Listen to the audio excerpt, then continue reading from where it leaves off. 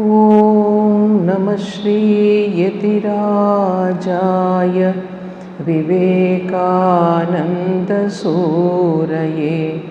సచ్చిత్సుఖస్వరూపాయ స్వామినే తాపహారిణే.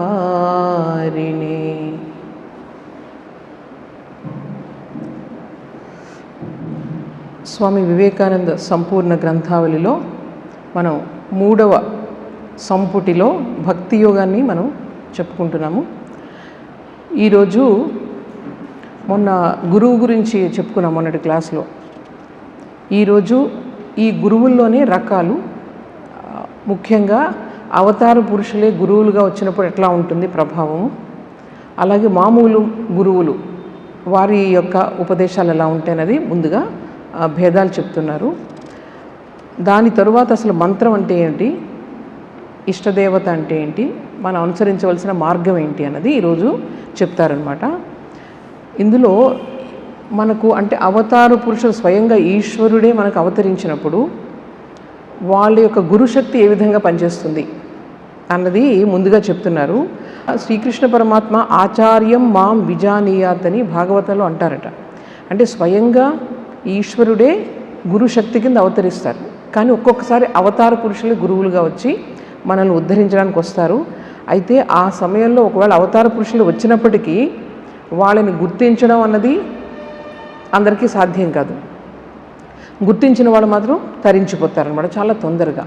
వీరికి వారికి తేడా ఏంటంటే మన యొక్క మొత్తం యొక్క ఏదైతే మన యొక్క ప్రారంభ కర్మ ఉందో జన్మజన్మలది కూడా ఆయన ఒక నిమిషంలో ఆయన మొత్తం కపాలమోచనం చేయగలరు, ఎవరు అవతార పురుషులు. కానీ ఎప్పుడూ వారు రారు కాబట్టి ఈ మధ్యలో వారి యొక్క శక్తి మిగిలిన గురువుల ద్వారా అది ప్రసరిస్తూ ఉంటుంది అని చెప్తున్నారు. సో వీరందరూ కూడా ఏం చేస్తారనమాట, వాళ్ళు అవతార పురుషులైతే కేవలం ఒక దృష్టి ద్వారా, ఒక స్పర్శ ద్వారా మనకు ముక్తిని కలిగించగలరు, అంతటి శక్తి ఉంటుందన్నమాట వారికి. కానీ వీరు మాత్రం ఎవరు చేస్తారు, ఒక మంత్రాన్ని మనకి ఇస్తారు, ఒక ఆధారాన్ని మనకి ఇచ్చి దాన్ని సాధన చేయమని చెప్తారు. వారు ఎలా అయితే జీవితంలో ఆచరించారో అదే పద్ధతిని మనకు కూడా వారు బోధిస్తారు. ఎవరు, సామాన్యమైనటువంటి సిద్ధ పురుషులు, వారు కూడా గొప్పవారే. కానీ అవతార పురుషులు ఏంటి, జస్ట్ ఒక స్పర్శతోనే మనకు ముక్తిని కలిగించగలుగుతారు. ఈవెన్ ఒక జంతువు కూడా వాళ్ళకు వెంటనే జన్మ సంస్కారాలు కట్ చేసుకుని ఒక నిమిషంలో వాళ్ళు ముక్తిని కలుగు చేయగలరు. ఆ శక్తి వేరు, ఆ తీరే వేరుగా ఉంటుంది. అయితే ఇక్కడ ఈయన ఏం చేస్తారన్నమాట, మామూలు గురువులందరూ కూడా వాళ్ళు ఈ యొక్క సహాయం మనం తీసుకోవాలి తప్పకుండా. నేను నా అంతటి నేనే ఆధ్యాత్మిక జీవితంలో ముందుకు వెళ్తాను, ఒక మంత్రాన్ని తీసుకునే సాధన చేస్తూ ఉంటే అది మాత్రం సాధ్యం కాదు. ఇది స్వామీజీ చెప్తున్నారు. ఎలాంటి వారికైనా సరే ఒక గురువు యొక్క ఆవశ్యకత తప్పకుండా ఉంది. సామాన్యమైన ప్రతి మనిషికి కూడా. ఇప్పుడు నా అంతటి నేను భగవంతుని తెలుసుకుందాం అనుకుంటే స్వామీజీ ఎగ్జాంపుల్ చెప్తున్నారు. ఒక ఆయన భగవంతుని పెయింట్ చేద్దామని వెళ్ళి నెమ్మదిగా చేస్తూ చివరికి చూసేటప్పటికి కోతి వచ్చిందట అక్కడ. అంటే మనం మన యొక్క శక్తితో మనం ముందుకు వెళ్దాము అనుకుంటే కనుక ఈ విధంగానే భగవంతుడు ఏదో అయితే మనం ఏదో అర్థం చేసుకుంటాం అనమాట. అందువల్ల ఎవరైతే ముందుగా ఆ దానిలో ప్రయాణించి సిద్ధిని పొందారో వాళ్ళ యొక్క మార్గదర్శనంలోనే మనకు ముందుకు వెళ్ళాలి అన్నది స్వామీజీ ఇక్కడ చెప్తున్నారు. ఇప్పుడు ఇంకొక విషయం అంటే మనం మనిషిగా ఉన్నంతసేపు కూడా, మన మనుషులు అనుకోండి, మనం ఆరాధించే దైవం కూడా ఒక మనిషి రూపంలోనే ఉంటాడు. ఇంకా తప్పదు అది. ఎందుకంటే మన ఆలోచన ఎంతసేపు కూడా అంతకంటే పైకి వెళ్ళలేదు మామూలు స్థాయిలో. అలాగే ఒక ఆవు కానీ ఏదైనా వాళ్ళకు ఒక దేవుడు కావాలనుకుంటే అది ఎలా ఊహించుకుంటుంది, ఆవులానే ఊహించుకుంటుంది. స్వామీజీ చాలాసార్లు చెప్తారు.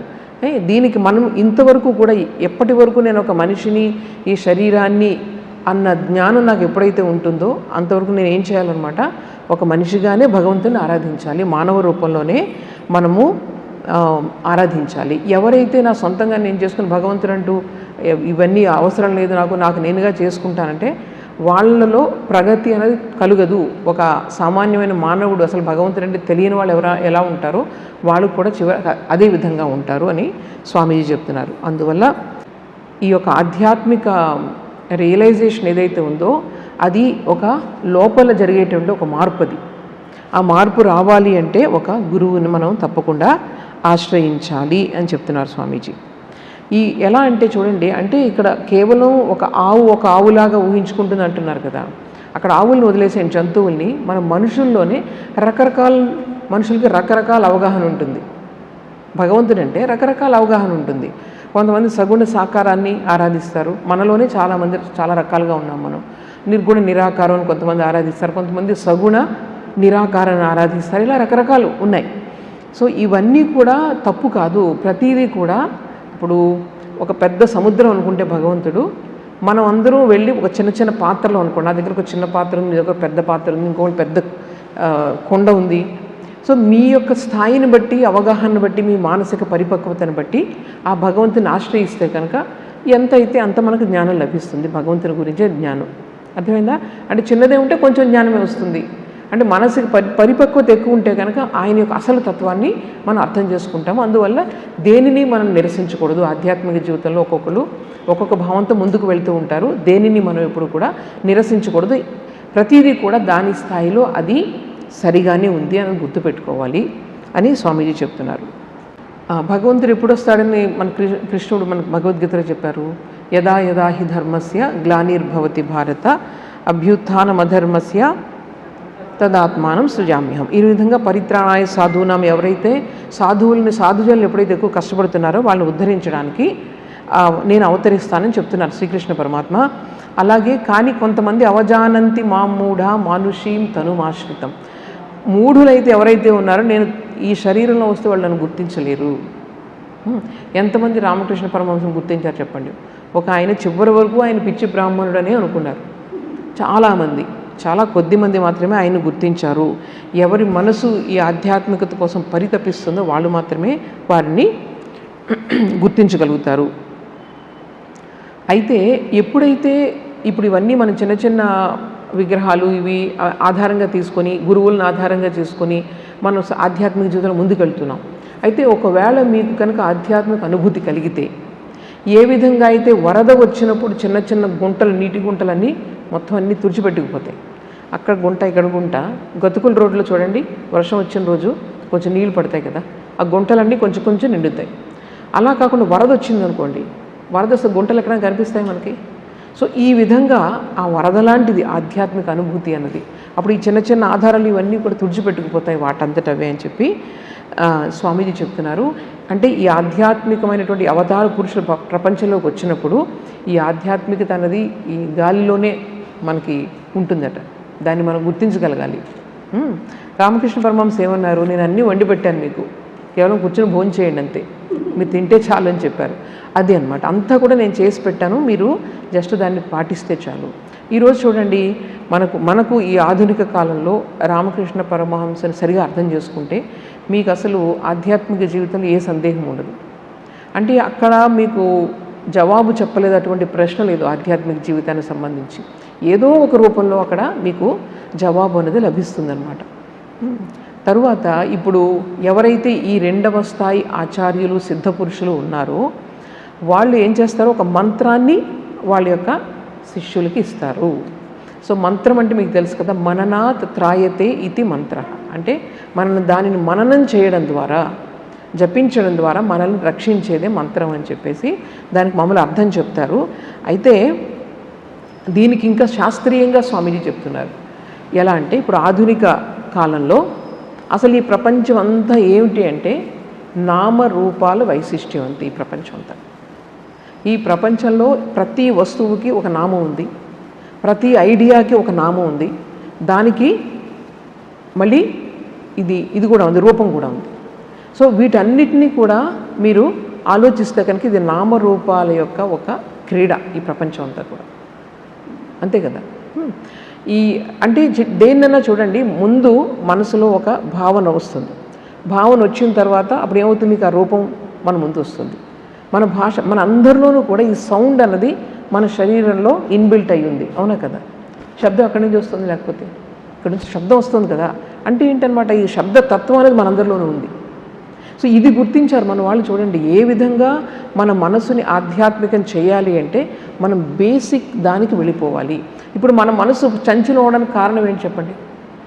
మన మనసు చంచలంగా ఉండడానికి భగవంతుడు ఒక స్థిరమైన వస్తువు దాన్ని పట్టుకోకపోవడానికి కారణం ఏంటి?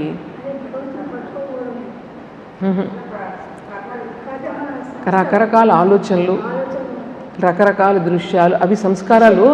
రకరకాల ఆలోచనలు, రకరకాల భావాలు, రకరకాల దృశ్యాలు ఎప్పుడు మనసులో మెదులుతూ ఉండడం వల్ల ఇదొకటే, సంబంధం ఉండదు. అవి వాటికవే. అంటే బేసిక్గా వెళ్తే మీకు ఏమంటారు, name and form. Name and form అంటే ఈ నామరూపాలే ఎప్పుడు కూడా ఈ ప్రపంచంలో మిమ్మల్ని తిప్పుతూ ఉంటాయి. అదే మాయ. ఈ నామరూపాలు మన శరీరంలో, మన యొక్క వ్యక్తిత్వంలో ఎక్కడుంటాయి? నామరూపాలు మనసులో ఉంటాయి. సో మనసులో ఆలోచనలు, దృశ్యాలు ఇవన్నీ కూడా మనసులోనే ఉంటాయి, అవునా కదా? సో దానికి మీకు ఏం చేయాలి? వీటన్నిటిని నియంత్రించాలి అంటే కనుక ఏం చేయాలి? ఒక స్థిరమైన శబ్దాన్ని, మంచి భావంతో ఒక శబ్దాన్ని మీకు ఇవ్వాలి, పట్టుకోవడానికి ఇవ్వాలి. మరి ఏంటండి ఆ శబ్దం అని చెప్తే, మన వాళ్ళు చూడండి ఎంత సైంటిఫిక్గా మన వాళ్ళు ఆలోచించారో. ఇంతకంటే కూడా మీ అందరికీ తెలుసు ఓం అన్న శబ్దం. ఈ ఓం అని ఈ ప్రపంచంలో సృష్టి వెనుక ఉన్నటువంటి మీరు శబ్దాలన్నిటినీ తీసుకుని వాటిని అన్నిటినీ ఒక దాని మధ్య మీరు కండెన్స్ చేస్తే అది ఓం. అది ఎలా తెలిసిందండి మీకు అనొచ్చు మీరు. అంటే ఈ మన వాళ్ళు ఏం చెప్పారంటే వ్యష్టి సమష్టి ఒకే ప్లాన్తో, ఒకే ప్రణాళిక ద్వారా నిర్మించబడి ఉన్నాయి. వ్యష్టి అంటే ఎవరండి? నేను, జీవాత్మ. అంటే ఏదైతే అన్నిటి గురించి ఆలోచించగలదో, తన గురించి తాను ఆలోచించగలదో అది జీవాత్మ. ఎవరిలో అయితే ఈ చేతనత్వం కంప్లీట్గా వచ్చిందో, అది అవేర్నెస్ ఎవరిలో అయితే మ్యాక్సిమం ఉందో అది జీవాత్మ. అంటే జీవాత్మ అంటే ప్రపంచం గురించి అంతా కూడా, జీవాత్మ అంటే చిన్న చిన్న పురుగుల్లోనూ, చెట్లు అన్నింటిలోనూ జీవాత్మ ఉంది. కానీ ఇక్కడ మనిషి దగ్గరికి వచ్చేటప్పటికి ఏమొచ్చింది? సెల్ఫ్ అవేర్నెస్ వచ్చింది. సెల్ఫ్ అవేర్నెస్ వచ్చిందంటే అన్నిటినీ చూసి అర్థం చేసుకోగలడు, తనను తాను అర్థం చేసుకోగలడు, తనలో ఏమవుతున్నాయో అర్థం చేసుకోగలడు. ఇది గొప్పతనం అనేది. అందుకనే ఈ జీవాత్మ అని మనం చెప్తున్నాం. ఇక్కడ వ్యష్టి సమష్టి ఒకే ప్లాన్తో ఏర్పాటయి ఉన్నాయి. సో వ్యష్టిలో వచ్చే సౌండ్స్ ఏంటండి? ఇక్కడ ఉండే సౌండ్ మొత్తం ప్రపంచాన్ని అందరికీ కూడా సౌండ్ మనం కనుక్కోవాలి. ఏంటది? మూలమైన శబ్దం. ఎందుకంటే మూలమైన శబ్దాన్ని మీరు కనుక్కుంటే మూలమైన రూపం, మూలమైన తత్వం దాని వెనకే ఉంటుంది. అర్థమైందా? సో అందుకని ముందు ఏం చేయాలి? మూల శబ్దాన్ని మనం కనుక్కుంటే శబ్దం నుంచే మీకు రూపం వస్తుంది, రూపం నుంచే సృష్టి అంతా కూడా వస్తుంది. సో మూల శబ్దాన్ని మీరు పట్టుకోవడానికి ట్రై చేశారు. ఎలా ట్రై చేశారు? మనలో ఉన్నటువంటి మూల శబ్దాన్ని వాళ్ళు పట్టుకోవడానికి ప్రయత్నం చేశారు. ఎలా వచ్చిందంటే చూడండి, మనలో శబ్దాలు ఎక్కడి నుంచి వస్తున్నాయి? శబ్దం నాభి నుంచి స్టార్ట్ అవుతుంది. మీరు చూడండి, నాభి నుంచి శబ్దం స్టార్ట్ అవుతుంది. నాభి నుంచి స్టార్ట్ అయ్యి ఎక్కడ ఎండ్ అవుతుంది? మీకు అన్ని శబ్దాలు ఎక్కడ ఎండ్ అవుతున్నాయి? పెదవుల దగ్గర ఎండ్ అవుతాయి. సో ఇది వీళ్ళు కనుక్కున్నారు శబ్దం అన్నది. అది అక్షరాణం అకారోస్మి అన్నారు ఎవరు? కృష్ణ పరమాత్మ భగవద్గీతలో. అక్షరాణం అకారోస్మి అంటే దానికి డిఫరెన్షియేషన్ తక్కువ ఉంది. అకారం దేనితోనే వీళ్ళు కలిసిపోతుంది. అకారం అనే శబ్దం దేనితోనే కలిసిపోతుంది, ఎక్కడికైనా వీళ్ళు కలిసిపోతుంది. దానిని డిస్టింగ్విష్ చేయడానికి ఇప్పుడు కా ఉందనుకోండి, అన్నిటితో కలవదు. ఘా ఉందనుకోండి, అన్నిటిలో కలవదు. కానీ ఈ కామన్ ఇది శబ్దం ఏదైతుందో ఆ అనే శబ్దం, ఆ అనేది లోపల నుంచి వస్తుంది. ఈ ఫస్ట్ శబ్దం అది. ఆ శబ్దం తర్వాత చివరికి వచ్చేది మా అనే శబ్దం. సో ఈ మధ్యలో ఉండేటువంటి ఏ శబ్దం ద్వారా అన్ని శబ్దాల కలయిక వస్తుంది అన్నది మన వాళ్ళు ఆలోచిస్తే వాళ్ళు ఏం చేస్తారు? ఉకారం కలిపినప్పుడు ఆ ఊ కలిపినప్పుడు ఓం అన్నారు, ఆమ్ అంటారు, సంథింగ్ ఆ ఓం. యాక్చువల్లీ దాన్ని ఓం అయి మన ఓంకారం అనేది వచ్చింది. సో ఇప్పుడు చూడండి, మీకు తెలుసు కదా, నాసా వాళ్ళు ఏం చేశారు? సూర్యుని యొక్క కిరణాలు వస్తున్నప్పుడు ఏమైనా శబ్దం వస్తుందా అని వాళ్ళు ప్రయోగాలు చేశారు. ప్రయోగాలు చేస్తే మనం ఈ అనాహత ధ్వని అంటామే, ఈ ఓంకారం అంటే ఏంటి? అనాహత ధ్వని. ఇప్పుడు మనం ఏదైనా శబ్దం చేస్తే ఏదైనా టచ్ చేసినప్పుడు శబ్దం అవుతుంది ఏదైనా, అవునా కదా? కానీ అది ఏ స్పర్శ లేకుండా శబ్దం వస్తుంది. అది ఓంకారం అంటే అది సృష్టికి మూల శబ్దం. అది కంటిన్యూస్గా ఉంటుంది.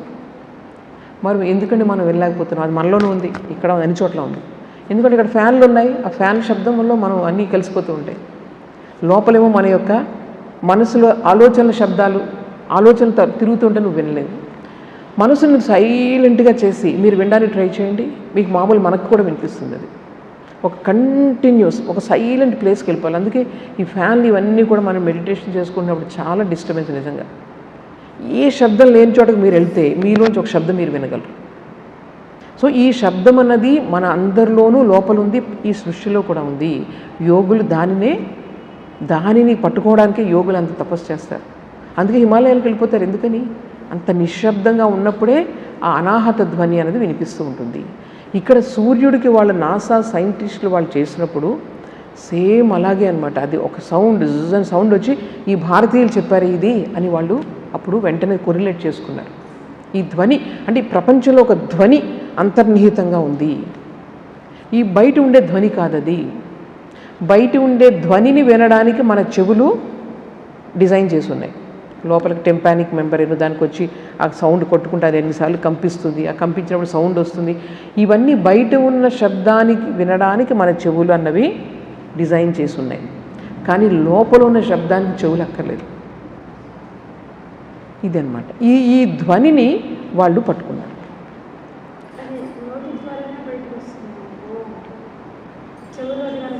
నోటి ద్వారా బయటకు వచ్చేది చాలా గ్రాస్ ఫామ్. అది చాలా సటిల్ లెవెల్లో ఇంకా సూక్ష్మంగా మన మనసు ప్రశాంతంగా ఉన్నప్పుడు మనం దాన్ని వినొచ్చు అనమాట.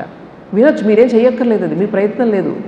ఆ వినగలిగితేనే మనకు ఆ కాన్సన్ట్రేషన్ వచ్చినట్లు అనమాట. ఇది మీ బయట వచ్చే ఓం అనేది మనం ఒక దాన్ని కల్పించుకున్నాం. ఎందుకంటే ఒక ఆలంబన లేకపోతే మనం పట్టుకోలేము దాన్ని. అందుకని అది అంటే అది కూడా ఓం అన్నది మనకు అందుకనే ప్రతి దానిలో ప్రతి పనిలో ఏం చేస్తాం మనం? ఓంని మనం ఫస్ట్ చెప్తాం. మనకు 17వ అధ్యాయంలో చెప్తారు ఈ ఓం అనే మనం ఏ పనైనా చేస్తూ ఉంటాం. ఎందుకంటే అదే బేసిస్, దాని నుంచి అన్నీ వచ్చాయి ఈ శబ్దం అనేది. కానీ ఈ శబ్దం అనేది మన నోటితో పలికిందంటే మళ్ళీ ఇక్కడ ఇవి రెండు కలవడం వల్ల వస్తుంది ఆ శబ్దం. అది యాక్చువల్ కాదు. కానీ ఈ ఫిజికల్ యూనివర్స్లో ఒక నిజంగా దానికి ఒక శబ్దం ఇవ్వాలంటే అంతకన్నా గొప్ప శబ్దాన్ని మనం ఇవ్వలేము. అర్థమైందా? సో అది కానీ యాక్చువల్ ఓంకారం అన్నది అనాహత ధ్వని. అనాహత ధ్వని అంటే కంటిన్యూస్గా వినిపిస్తూ ఉంటుంది. భారతీ ప్రాణమాతాజీ వినేవారు. ఆవిడకి అర్థమయ్యేది కాదు. వీళ్ళందరూ ఏంటంటే యోగులందరూ అందరూ అలాగే వింటారేమో అనుకునేవారు వాళ్ళు. స్వామీజీ ఎప్పుడూ కాంతి ఒకటి చూస్తూ ఉండేవారు. కళ్ళు ఇలా మూసుకుంటే పెద్ద కాంతి కనిపించేది. స్వామీజీ అనుకున్నారు చిన్నప్పుడు అందరూ అలాగే ఉంటారేమో, అందరూ అలాగే అనుకుంటారు. రోజు రాత్రి నిద్రపోయే ముందు కళ్ళు మూసుకుంటే పెద్ద బ్రైట్ కాంతి కళ్ళ ముందు కనిపించేది. అందులోకి అలా పడుకునేవారు స్వామీజీ. సో తర్వాత ఎప్పుడో ఇది అందరికీ కనిపించింది, అందరికీ చీకటే కనిపిస్తుంది అని స్వామీజీకి తెలియదు అది. అలాగే యోగులందరూ కూడా ఈ ధ్వనిని ఇలా మాట్లాడుతున్నప్పుడు లోపల వింటూ ఉంటారు. ఎందుకంటే వాళ్ళ మనసు అంతర్ముఖం అయిపోయి లోపల ఉన్నటువంటి దీంతో ఈ ప్రపంచం ఏదైతే ఉందో దానితో వాళ్ళు చాలా మమైకం చెందిపోయి ఉన్నారు. కాబట్టి వాళ్ళు మాట్లాడుతున్నా, వింటున్నా, తింటున్నా అది లోపల నుంచి వస్తూనే ఉంటుంది. అది అనాహత ధ్వని ఎప్పుడు కంటిన్యూస్గా వినిపిస్తూ ఉంటుంది. అంటే సాధనలో ఉండాలి. మళ్ళీ మనం ప్రపంచంలో కలిసిపోయాం అనుకోండి, కష్టం అది రావడం. సో భారతీ ప్రాణమాతాజీ వినేవారు. తర్వాత ఎవరో తెలిసిన పెద్ద స్వామీజీని అడిగితే నువ్వు వింటున్నది కరెక్ట్, అది అనాహత ధ్వని అని చెప్తారనమాట. కొంతమంది అలాగే వెలుగుని చూస్తారు, కొంతమంది. ఇవన్నీ కూడా మన మనసు పరిశుద్ధమయ్యే కొద్దీ కూడా మనకు కలిగేటువంటి అనుభూతులు అనమాట. అయితే ఈ అనుభూతి చాలామంది ఏవేవో శబ్దాలు వినేసి నాకు అనాహత ధ్వని వినిపిస్తుందండి, మనం ముందే అలాంటి కంక్లూషన్స్ చాలా తొందరగా వచ్చేస్తాం. మనం ఏమనుకుంటామంటే 4 సార్లు ఒక 4 ఏళ్ళు మనం గుడికి వచ్చేసామంటే మనకి ఇంకంతా అయిపోయింది. ఎందుకంటే నేను ఎంత త్యాగం చేస్తున్నాను, బయట వాళ్ళందరూ సినిమాలు కలిసి తిరుగుతుంటే నేను అన్నిటి కష్టపడి గుడికి వస్తున్నాను అనుకుంటామని 4 ఏళ్ళలో మొత్తం నాకు ఏదో లోపల సౌండ్ వినిపిస్తుంది నాకు అనేసుకుంటాము. లేకపోతే ఏదో చూస్తాం, అది చూసే లైట్ అని వేసుకుంటాం. కానీ మనకు ఎప్పుడైతే ఆధ్యాత్మిక అనుభూతి ఇటువంటిది కలిగిందో మన ప్రవర్తనలో మన యొక్క అన్నిట్లోనూ అభివ్యక్తమవుతుంది. సో ఇది మనం ఎప్పుడు కూడా గుర్తుపెట్టుకోవాలి. అంత తొందరగా కలిగేది కాదు ఇది. భారతీ ప్రాణమాతాజీ ఎంత వైరాగ్యంతో ఆ రోజు వచ్చారో ఒకసారి ఇంటి నుంచి ఆలోచించుకోండి. ఆ రోజుల్లో, ఇప్పుడు కాదు, అప్పటి ప్రపంచం ఎలా ఉంది. ఒక 16 ఏళ్ళ అమ్మాయి ఎలా బయటికి రావాలంటే వివాహం అయింది, ఎలా సమాజాన్ని ఎదిరించి అన్నీ బయటికి రావాలి. వచ్చిన తర్వాత జీవితాన్ని చూడండి మీరు. ఎక్కడ పెడితే అక్కడ, ఒక్క కంప్లైంట్ లేదు లైఫ్లో. ఆవిడకి తీసుకెళ్ళి ఒక మంచి కుటుంబంలో పుట్టినటువంటి మాత తీసుకెళ్ళి వాళ్ళకి వీళ్ళకి వైద్య సేవలు చేయమని, రకరకాల సేవలు చేయమని పంపించేవారు. దేనికి లేదని చెప్పలేదు, దేనికి కష్టం అని చెప్పలేదు. ఏ ఇంట్లో పెడితే ఆ ఇంట్లో ఆవిడ సర్దుకున్నారు. సో లైఫ్లో చూడండి ఒకసారి. చూసుకున్న తర్వాత ఏం చేశారు ఆవిడని? 27 సంవత్సరాలు ఒక్కరే. ఆ రోజుల్లో భారతీ ప్రాణమాతాజీని చూసిన వాళ్ళు అసలు ఎవరు ఆవిడ అలాగా ఎంతో నిశ్శబ్దంగా ఆవిడ పని ఆవిడ ఎవరితోనూ మాట్లాడేవారు కాదట. అలా చూసుకుని రోజంతా సాధన చేసుకుని 27 ఏళ్ళు ఒక్క ఆవిడ ఉన్నారు. సో ఈ విధంగా మనం ఆలోచించినట్లయితే చూడండి, వ్యక్తిత్వంలో మార్పు అది కనిపించాలి మనకి.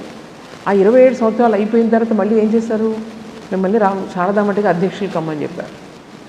అస్సలు ఒప్పుకోలేదు, అయినా సరే బలవంతాన్ని ఆవిడ చేశారు. కానీ ఇక్కడికి వచ్చిన మళ్ళీ లైఫ్ చూడండి ఎలా ఉంటారు. ఈ ఆధ్యాత్మిక చేతన ఎవరిలో అయితే జాగృతమైందో వాళ్ళ జీవితాలు, వాళ్ళని చూస్తేనే మనకు ఆనందం కలుగుతుంది. వాళ్ళ యొక్క దగ్గరలో ఉంటేనే మనలో పరివర్తన వస్తుంది, మనలో మార్పు వస్తుంది. అదనమాట జీవితం అంటే. సో ఈ విధంగా మనం ఎక్కడున్నాం, మనం ఈ శబ్దం ఏంటనేది కనుక్కోవడానికి, మంత్రంలో ఈ ఓంకారం ఏంటనేది మనం తెలుసుకుంటున్నాం ఇప్పుడు. సో ఈ విధంగా దీన్ని తెలుసుకుంటే దాని ద్వారా దాని యొక్క అసలు తత్వం అనేది నెమ్మదిగా మనకు అర్థమవుతుంది. అది చెప్తున్నారు.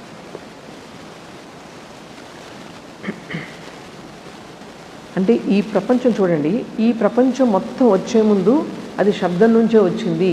దాన్ని స్ఫోట అంటారు. స్పందన తదేజతి తన్నేజతి అని మనకు ఉపనిషత్తులో ఒక మంత్రం ఉంది. అది ఏదైతే సత్యం ఉందో అది ఒకసారి వైబ్రేట్ అయిందట. ఆ వైబ్రేట్ అవడం అనేది ఒక సౌండ్ వస్తుంది. దాని నుంచి సృష్టి అంతా వచ్చింది. వైబ్రేషన్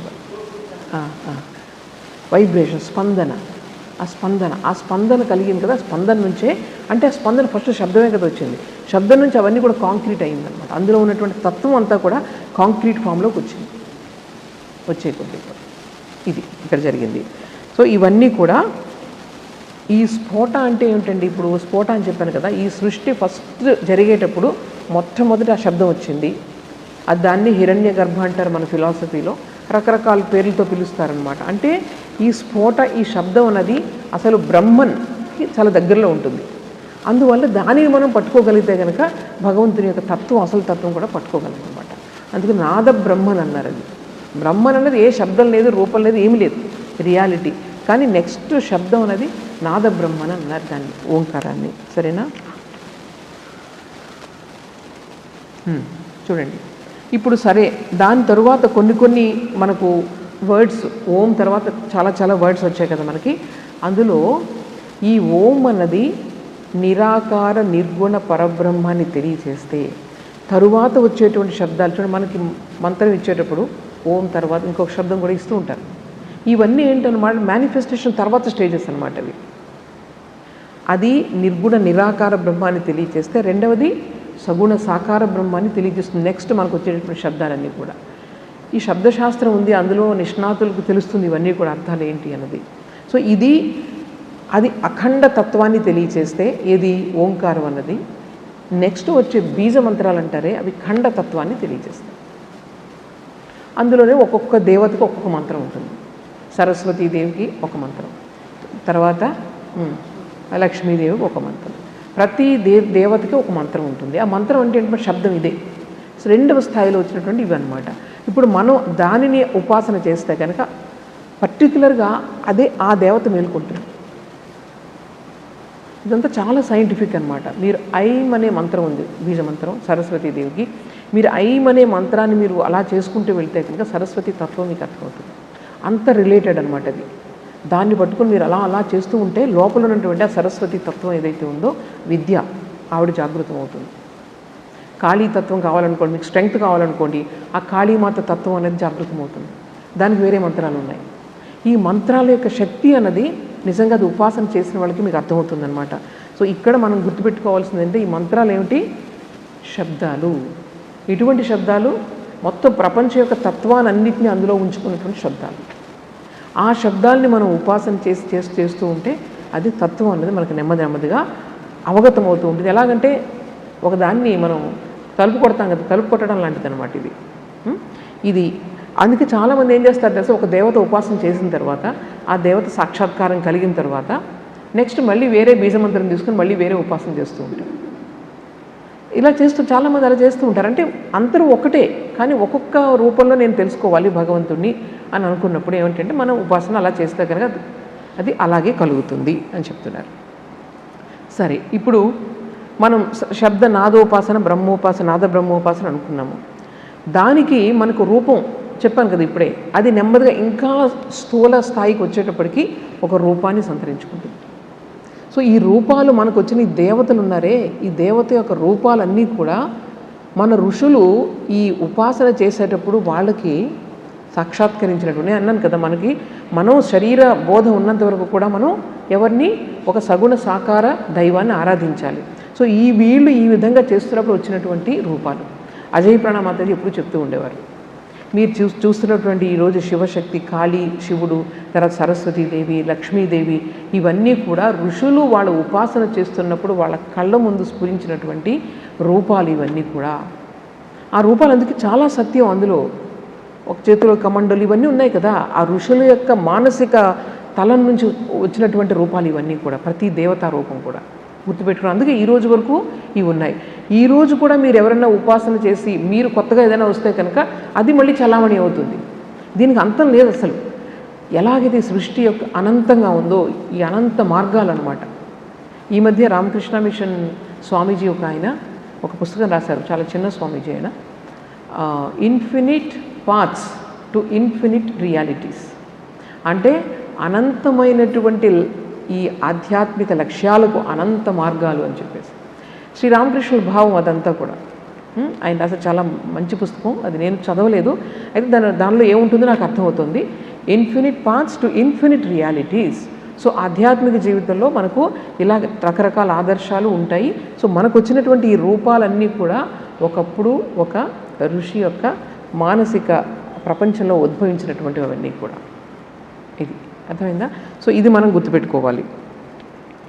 సరే, మనం ఏం చేస్తాము ఇప్పుడు, కొంతమంది మనం రూపాలని, ఇమేజెస్ ఏవైతే ఉన్నాయో తీసుకుంటున్నాం.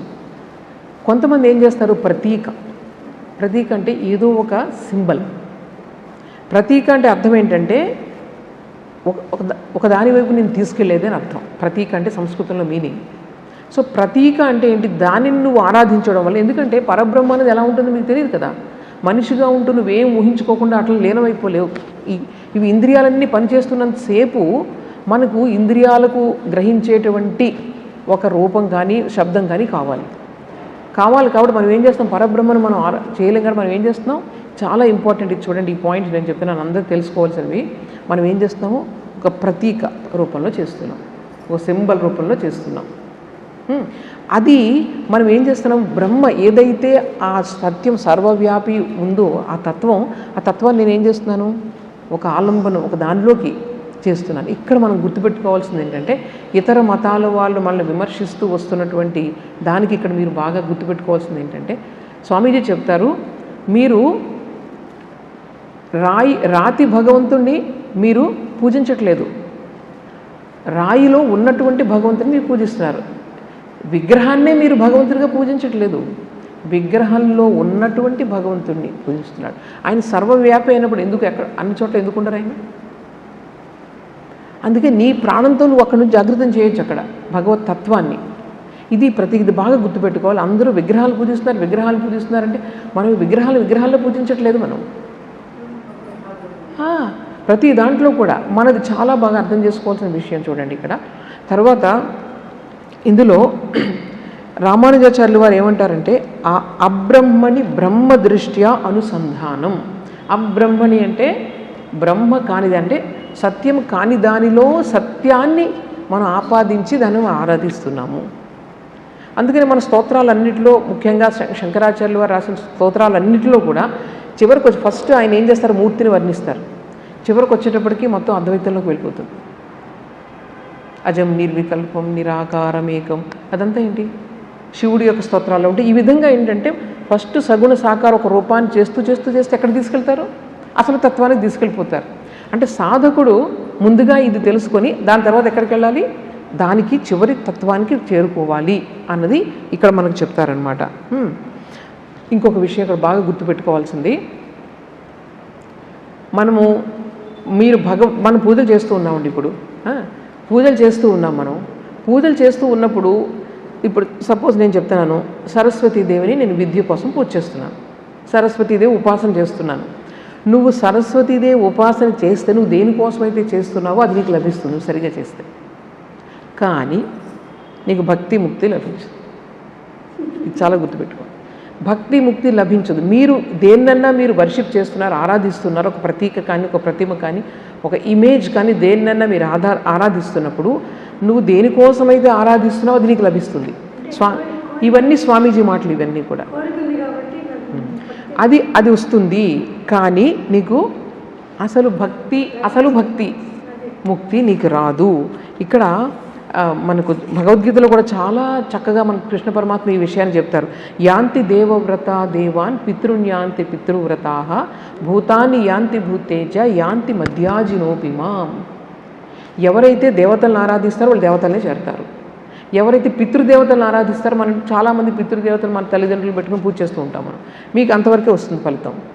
అలాగే భూతాలు ప్రేతాలు ఆరాధించారు కానీ మీ ఫలితం అలాగే ఉంటుంది.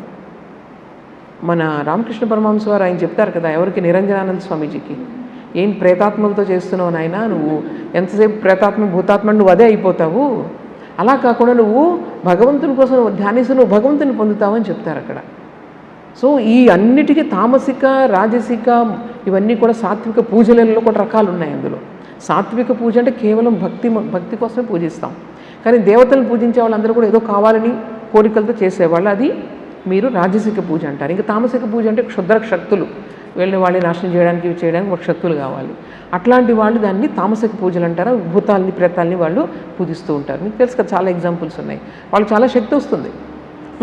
ఇకపోతే ఎవరైతే నన్ను పూజిస్తారో నన్నే పొందుతారు, అంటే పరమాత్మ తత్వాన్ని పొందుతారని చెప్పేసి ఇది మనం బాగా గుర్తుపెట్టుకోవాలి. ఎక్కడైనా సరే ఆ దేవతల్ని మీరు ఆరాధించాలి, అదే ఫలితాన్ని పొందుతారు. ఇక్కడ ఇంకొక షార్ప్ ఎగ్జాంపుల్ స్వామీజీ చెప్తున్నారు. మిగిలిన మతాల్లో ఈ యొక్క ప్రతీకలు, ఇమేజెస్, ఇవన్నీ విగ్రహాలు, ఇవన్నీ ఆరాధించే వాళ్ళు ఇంకా ఏ మతాల్లో ఉన్నారంటే బుద్ధిజం. మన మతంలో ఉండనే ఉంది, తర్వాత బుద్ధిజంలో ఉంది. వాళ్ళు కూడా బుద్ధుడు ప్రతిమలు ఇవన్నీ పెట్టుకొని చేస్తూ ఉంటారు. క్రిస్టియానిటీలో ఒక సెక్ట్ మాత్రం వీటిని, మీకు తెలుసు కదా, ఇక్కడ కొంతమంది మేరీ మాత వాటిని అందరినీ ఆరాధిస్తూ ఉంటారు. క్యాథలిక్స్ అనుకుంటా వాళ్ళు కొంచెం ఈ విగ్రహాలు పెట్టుకుంటారు. కానీ వాళ్ళలో ఉన్నటువంటి ప్రొటెస్టెంట్లు వీళ్ళందరూ కూడా అలా చేయరు.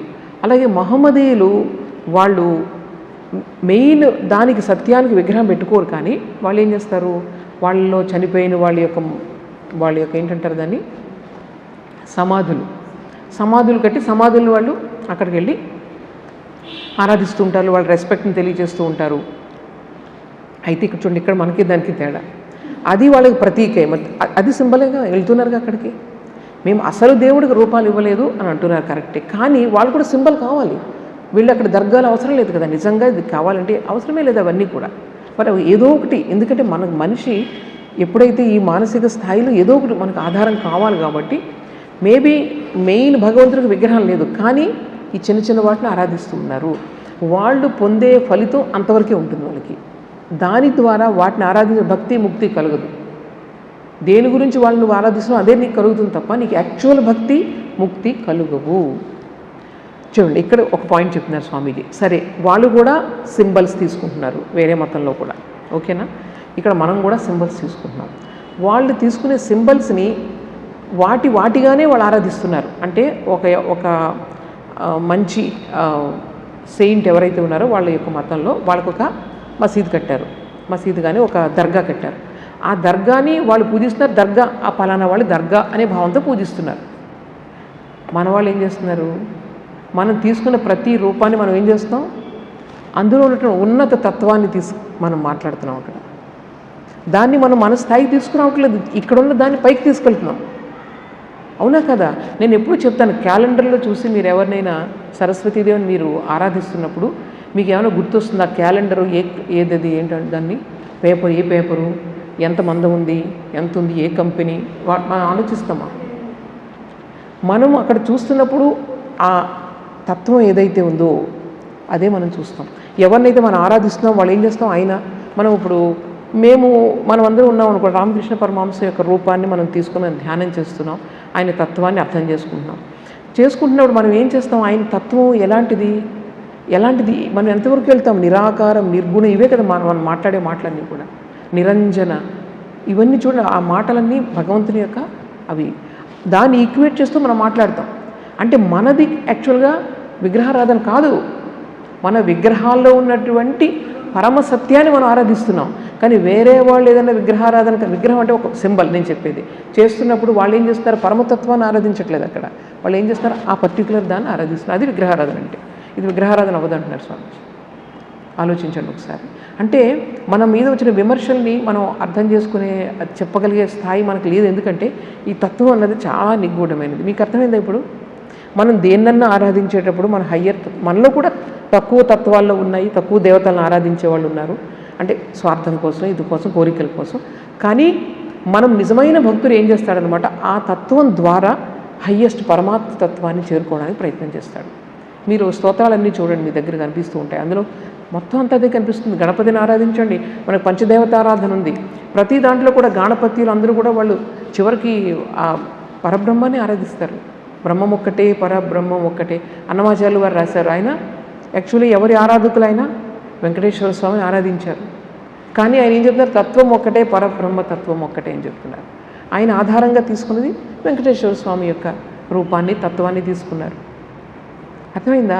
ఇది మనం అర్థం చేసుకోండి, మన యొక్క విశిష్టత. అందుకే ఈ ధర్మానికి నాశనం లేదు. అందుకే ఎందుకు చెప్పాం నాశనం లేదని? మీరు అన్నింటినీ పగలగొట్టిన నాశనం ఉండదు. ఎందుకంటే ఈ తత్వాన్ని మనం ఆరాధిస్తున్నాం, తత్వానికి ఒక ప్రతీక తెచ్చుకున్నాం, మన స్థాయికి తీసుకొచ్చాం. ఇది బాగా మనం అర్థం చేసుకోవాలి. అలాగే ఇంకొక విషయం చెప్తున్నారు, ఏ దేవత ఆరాధన చేసినప్పటికీ దేవతని దేవతగానే ఆరాధన చేస్తున్నారు, పరబ్రహ్మగా కాదు. అటువంటప్పుడు దాన్ని కర్మకాండ అంటారు. మీరు ఏం చేసినా సరే, మీరు యాగాలు చేయండి, యజ్ఞాలు చేయండి, పూజలు చేయండి, స్తోత్రాలు చదవండి, ఒక దేవతని మీరు ఆ దేవత కోసమే ఆరాధిస్తే, సరస్వతీదేవిని నీకు చదువు కోసమే, నాలెడ్జ్ కోసమే ఆరాధిస్తే అది ఒక కర్మకాండ మాత్రమే.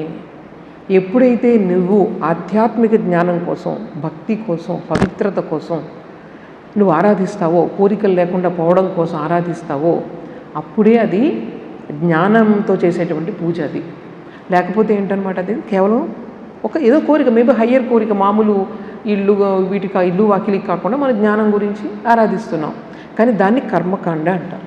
ఈ విధంగా ఒక దేవతని మీరు పరబ్రహ్మతత్వాన్ని తెలుసుకోవడానికి ఉద్దేశంతో కాకుండా వేరే ఏ ఉద్దేశంతో మీరు ఆరాధించినప్పటికీ అది కేవలం కర్మకాండ అవుతుంది. అది గౌణ ఉపాసన అంటారు, ప్రాథమిక స్థాయి అది. అది గుర్తుపెట్టుకోండి, ఇది చాలా ఇంపార్టెంట్. ఈరోజు నేను చెప్పిన పాయింట్స్ అన్నది. గౌణ అంటే ప్రిలిమినరీ అంటే ప్రాథమిక అని అర్థం. ఇంకా రెండవది పరాభక్తి. తర్వాత నెక్స్ట్ వచ్చే వారంలో మనం పరాభక్తి గురించి చెప్పుకుంటాం. సరే, ఇప్పుడు ఇష్టదేవత అన్నది మళ్ళీ దీనికి ఒకటి చూడండి. ఇక్కడ ఇష్టదేవతని ఎందుకు పెట్టారండి? ఇక్కడ ఇష్ట అనే పదంలోనే మన యొక్క బ్రాడ్నెస్ అర్థమవుతుంది. దేవత ఒక్కలే, దేవతలు చాలామంది ఉన్నారు, కానీ ఆదర్శం ఒక్కటే. సో నీకు ఇష్టమైన దాన్ని పట్టుకుని నువ్వు దానికి వెళ్ళు, అది ఇష్టదేవత అంటే. సో ఇష్టదేవత అనే పదంలోనే మన యొక్క హిందూ ధర్మం యొక్క వైశిష్ట్యం అంతా ఉంది. అన్ని ధర్మాల్ని సమానంగా ఆదరించడానికి, సమానత్వం ఉంది అని చెప్పడానికి మనకు ఒక్క ధర్మంలోనే ఉంది. వాళ్ళలో సమానత్వం ఎక్కడుందండి? మనకు హిందువుల్లో సమానత్వం లేదా అంటూ ఉంటారు అందరూ. ఇక్కడే నిజమైన సమానత్వం ఉంది ఇక్కడ. ఎందుకంటే మనం ఏం చెప్తున్నాము, మనం అంతా కూడా మన వెనక ఉన్నటువంటి పరమాత్మ తత్వం ఒక్కటే. నీ వెనుక ఉన్నది అంతా కూడా ఒకటే. అది కదా ఈక్వాలిటీ. ఆ ఈక్వాలిటీ నువ్వు రియలైజ్ అవ్వు, నువ్వు ఏకత్వాన్ని నువ్వు అనుభూతి చెందడమే నీకు మతం అని చెప్తున్నారు మన వాళ్ళు. కానీ వేరే మతాలు ఏం చేస్తున్నాయి అంటే, కొన్ని మతాలు అన్నిట్లో అనట్లేదు, కొన్ని మతాలు ఏం చేస్తున్నాయి, సమానత్వం ఎంతవరకు మా మతంలో ఉన్నంతవరకే, మిగిలిన వాళ్ళందరినీ ఏమైనా చేసుకుంటాం. వాళ్ళని చంపినా పర్వాలేదు, తిట్టినా పర్వాలేదు, కొట్టినా పర్వాలేదు, అది సమానత్వమా?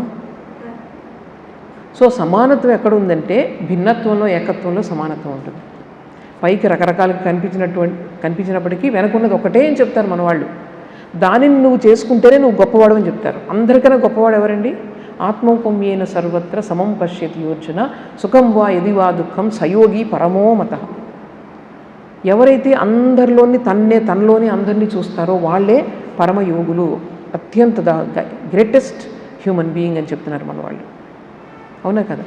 అందుకనే మన దాంట్లో అసలు ప్రతిదీ మీరు చూడండి, కేవలం దాని గురించే అనమాట. మనిషి ఏకత్వాన్ని ఎలా అనుభూతి చెందాలి, ప్రతి వాళ్ళకి వాళ్ళు ఉన్న స్థాయిలో హెల్ప్ చేయడానికి మన ధర్మం వచ్చింది. మధ్యలో ఈ తేడాలు, ఈ కుల భేదాలు ఇవన్నీ వచ్చి దురదృష్టవశాత్తు అవేవో కొన్ని కరడుగట్టుకున్న భావాలు వచ్చాయి. కానీ మన మూల ఉద్దేశం మాత్రం అది కాదు. ప్రతి మనిషి ఒక్కొక్క స్థాయిలో ఉంటారు, ఆ స్థాయి నుంచి వాళ్ళ పైకి తీసుకురావడం మన ఉద్దేశం. ప్రతి వాళ్ళకి కూడా అర్హత అనర్హతలను తర్వాత వచ్చాయి, మీకు వేదకాలంలో లేవు. అర్హతలు అనర్హతలు, నీ యొక్క స్వభావాన్ని బట్టి, నీ గుణాన్ని బట్టి, నీ యొక్క సంస్కారాన్ని బట్టి నీకు అర్హత ఉండేది.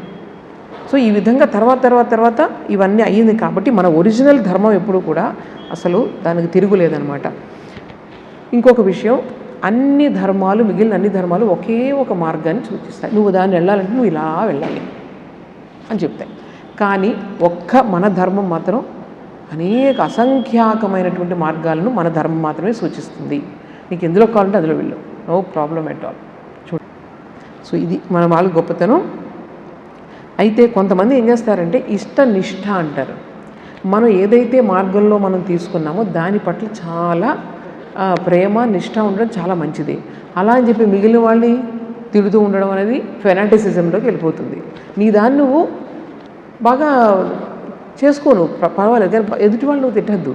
అది నీకు ఇష్టనిష్ట అవ్వదు. అది ఆయన ఎవరు జిఆర్ స్వామి గారు ఎప్పుడు చెప్తారు, స్వధర్మ ఆచరణ, పరధర్మ ఆదరణ అని చెప్తూ ఉంటారు. ఆ మాటలు బాగుంటాయి. నీ ధర్మాన్ని నువ్వు ఆచరించు నిష్ఠగా, నువ్వు ఏదైతే మార్గం నువ్వు తీసుకున్నావో. కానీ ఇతరులు నువ్వు ఎప్పుడు విమర్శించద్దు. అది ప్రతి వాళ్ళు చేస్తూ ఉంటారు. నీకెందుకు అది? నువ్వు ఉన్న మార్గంలో నువ్వు వెళ్ళి నువ్వు ఉన్నది ప్రచారం చేసుకో. ఎదుటి వాళ్ళు తప్పు అనే మాట ఎందుకు వస్తుంది? నీకేం తెలుసు తప్పో కాదు. సో ఎప్పుడు కూడా ఏ మార్గం నీకు నచ్చకపోవచ్చు, నువ్వు అటు వెళ్ళొద్దు, అంతే. వాళ్ళు విమర్శించొద్దు, నీకు అధికారం లేదు. అది చెప్తారనమాట. రామకృష్ణ పరమహంస ఒక ఎగ్జాంపుల్ చెప్పేవారు. ఏంటది? చక్కగా ఇది ఆల్చిప్పు ఉంటుంది కదా, ఆల్చిప్పు ఏం చేస్తుంది, సముద్రం పైకి వస్తుందట. వచ్చి స్వాతి నక్షత్రం ఉన్నప్పుడు వచ్చేటువంటి చినుకు అందులో పడితే ఆల్చిప్పు ముత్యంగా లోపల ముత్యం తయారవుతుందట. అందుకని అది ఎంతవరకు నిజమో మనకు తెలియదు. కానీ ఆ స్వాతి నక్షత్రం ఉన్నప్పుడు వాన పడాలి, ఆ వాన పడినప్పుడు ఆ వాన చుక్క దీంట్లో పడాలి. అందుకని పైకి కూర్చొని ఉంటుందట ఎంతో పట్టుదలతో కూర్చున్నట్టు. అది ఎప్పుడు పడిందో ఇంకంతా అది మూసేసుకుని లోపలికి వెళ్ళిపోతుంది, అంతే. ముత్యం తయారయ్యేప్పుడు మనం చేయాల్సింది అది. నువ్వు అలా చేయి, నీకు కావాలి, ఏదో గురువు యొక్క కృప లభించింది, వచ్చింది, ఇంకా నువ్వు సాధన చేసుకో, అంతే. ఇది నువ్వు చేయాల్సిందని చెప్పి రామకృష్ణ పరమహంస ఎప్పుడు కూడా చెప్తూ ఉండేవారు. తులసీదాస్ ఏం చెప్పేవారంటే, అందరిలోనూ ఉన్నటువంటి మాధుర్యాన్ని నువ్వు గ్రహించు, అలాగే అందరినీ యాక్సెప్ట్ చేయి. అలాగే వాళ్ళు ఎవరైనా చెప్తున్నారనుకో వాదించుకు అనవసరంగా, అలాగే అని చెప్పు. కానీ నువ్వు ఉన్న సీట్లోంచి నువ్వు కదలద్దు. నువ్వు ఉన్న సీట్లోంచి కదలదంటే అర్థం ఏంటి? నీకు ఏదైతే నువ్వు ఇష్ట దైవంగా ఆరాధిస్తున్నావో దాని నుంచి అటు ఇటు వెళ్ళొద్దు. 10 రకాలు వింటూ ఉంటే కన్ఫ్యూజ్ అయిపోయి నీకున్న అది పోతుంది. నీ దాని మీద ఒక సుస్థిరత వచ్చే వరకు కూడా ఎదుటి వాళ్ళకి ఎక్కువ వినద్దు. ఎలా అంటే నీకు నచ్చింది ఒక పథకం, ఇంకో దాన్ని విమర్శించే వాళ్ళు 4 రకాల వీడియోలు పెట్టుకొని 4 రకాల యూట్యూబ్లో చూస్తూ ఉన్నారనుకోండి, వాళ్ళ విమర్శలు వీళ్ళ విమర్శలు, మంచిది కాదు అది. చిన్న మొక్కగా ఉన్నప్పుడు ఏం చేయాలి? చుట్టూ ఒక రక్షణగా ఏదైనా కంచె కట్టాలి. అదేవిధంగా ఫస్ట్ మన ఇష్ట దేవత పైన మన యొక్క సుదృఢమైనటువంటి సుస్థిరం అయ్యే వరకు ఒక మనసు ఎక్కువ వాటికి వెళ్ళొద్దు. అయితే ఎదుటి వాళ్ళని ఎప్పుడూ కూడా విమర్శించొద్దు అని చెప్తున్నారనమాట. అలా అంతే, ఏదో ఒక దానిలో మనసును ఎప్పుడు కూడా స్థిరం చేసుకోవాలి, లేకపోతే అది మంచిది కాదు. ఇప్పుడు మనకు కావాల్సింది ఏంటంటే, మన దాంట్లో చాలా మనం తీసుకున్న ఆదర్శం పైన చాలా ప్రేమ ఉండాలి. చాలా ప్రేమ అంటే ఒక ఫెనాటిక్ ఎలా ఉంటుందో అటువంటి ప్రేమ ఉండాలి. అలా అని చెప్పేసి ఎదుటి వాళ్ళని విమర్శించడం, సింపతి అన్నది కూడా ఉండాలి అందరి పట్ల. ఇవి రెండూ ఉంటే ఆ కాంబినేషన్ అనేది చాలా మంచిది అని చెప్పేసి చెప్తున్నారనమాట. తర్వాత ఇంకొక విషయం ఏంటంటే, ఎవరికైతే ఈ విధమైనటువంటి రకరకాల ఇమేజెస్, ప్రతీకలు, ప్రతిమలు, విగ్రహాలు ఇవన్నీ ఉన్నాయో అందులోంచి గొప్ప గొప్ప వ్యక్తులు వచ్చారు. ఎవరైతే విగ్రహారాధన వద్దని చెప్పేసి వీళ్ళు ఆ విగ్రహారాధన విమర్శిస్తూ వాళ్ళల్లో ఏ రోజు కూడా ఇప్పటికీ హిస్టారికల్గా కొన్ని క్రిస్టియన్ కమ్యూనిటీస్లో స్వామీజీ చెప్తున్నారు, అందులోంచి గొప్ప వ్యక్తులు ఇప్పుడు రాలేదు. ఇది నిజంగానే ఫ్యాక్ట్. అది నెమ్మదిగా వాళ్ళ ఆధ్యాత్మిక ఆదర్శానికి దూరం అయిపోతున్నారు. ఎవరైతే విగ్రహారాధన చేస్తూ ఉన్నారో వాళ్ళల్లో గొప్ప వ్యక్తులు, సెయింట్స్ వాళ్ళందరూ కూడా ఎక్కువ రాలేదు. నిజం అది. మీ క్యాథలిక్స్లోనే మీకు ఎక్కువ మంది ఉంటారు చూడండి. సో ఇది స్వామీజీ ఇవన్నీ అబ్జర్వేషన్ చేసి చెప్తున్నారు. ఇంకొకటి చూడండి, మనం రామనామ సంకీర్తనలో మనం ఏం చెప్తాం? శ్రీనాథే జానకీనాథే అభేద పరమాత్మని, తర్వాత తథాపి మమ సర్వస్వ రామ కమలలోచన. సో శ్రీనాథ అంటే ఎవరు? విష్ణుమూర్తి. జానకీనాథుడు అంటే రాముడు. నాకు తెలుసు వాళ్ళిద్దరూ ఒక్కటే అని. ఎవరంటున్నారు? ఇది మన ఆంజనేయ స్వామి అంటున్నారు. వాళ్ళిద్దరూ ఒకటని నాకు తెలుసు. కానీ నాకు మాత్రం కమలలోచినటువంటి రాముడే నాకు సర్వస్వం అని చెప్తున్నారు. ఇష్టనిష్ట అంటే అది తెలుసు, వీళ్ళందరూ ఒకటే, కానీ నాకు నాకు ఆ కమలలోచినటువంటి ఆ రాముడు మాత్రమే నాకు సర్వస్వం అని చెప్తున్నారు. అవునవును, లేకపోతే ఆయన ఒప్పుకోడు ఆయన. సో అది ఉండేది అలా అని చెప్పేసి కోపం అలా ఉండేది కదట, తెలుసు జ్ఞానం, కానీ ఆ ఇష్టంతో ఉన్నటువంటి ఆ ఇష్ట దైవంతో ఉన్నటువంటి సంబంధం అటువంటిది. అదే ఆంజనేయ స్వామి మళ్ళీ ఏమంటున్నారో చూడండి, నాకు దేహబుద్ధి ఉన్నప్పుడు నేను ఆయన సేవకుడిని, రాముడికి సేవకుడిగా ఉంటాను. అలాగే నాకు జీవబుద్ధి ఉన్నప్పుడు, దేహబుద్ధి పోయింది, జీవబుద్ధి ఉన్నప్పుడు ఒక అంశాన్ని, అలా కాకుండా అది ఆత్మబుద్ధి ఉంటే ఇది. చూడండి మన ఆంజనేయ స్వామి యొక్క జీవితంలో చూడండి, ఆయన యొక్క లక్షణాలన్నీ చూడండి. చిన్నప్పటి నుంచి ఎందుకు మనకు ఆదర్శం, ఆయన బ్రహ్మచర్యం దగ్గర నుంచి మొత్తం అంతా చూస్తే కనుక ఆయన ఎప్పుడూ అందరికీ ఇవ్వడమే, ఎవరు చెప్తే అందరికీ సేవ చేయడమే ఆయన. అటువంటి లక్షణాలు వచ్చినప్పుడు రాముల వారి యొక్క పరిచయం కలిగింది. ఆ రాములకి ఇంకా ఆయన జీవితాంతం ఆయనకు ఆ ఇష్టనిష్ట అన్నది వచ్చి ఆయనకి రాముడికి ఉన్నటువంటి బలం కంటే కూడా రామనామానికి ఉన్నటువంటి బలం ఎక్కువ నిరూపించారు ఆంజనేయ స్వామి. రాముడు కూడా దాటినప్పుడు కూడా అంతే చూడండి, రాముడు వంతెన కట్టాల్సి వచ్చింది, ఆయన ఇది భక్తులకు వచ్చేటువంటి పవర్ అనమాట, స్ట్రెంగ్త్ వస్తుంది ఈ విధంగా.